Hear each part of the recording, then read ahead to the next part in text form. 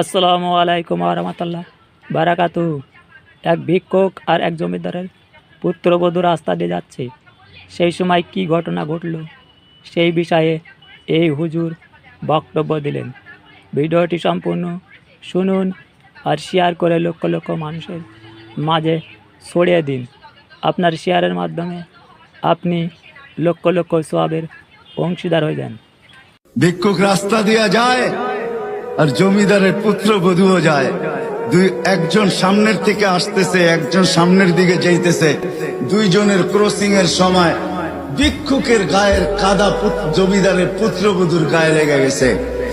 সে দুনিয়া আন্ধার করে ফেলছে, স্বামীকে টাইকা নিয়ে আসছে, বলছে ভিক্ষুক আমার কাপড় নষ্ট করে দিছে। সে শুধু ভিক্ষুক ছিল না, বৃদ্ধ ছিল। বৃদ্ধ ছিল না শুধু, জীর্ণ ছিল, শীর্ণ ছিল, শরীরে কাপড় ছিল না, ফাটা চিরা কাপড় ছিল।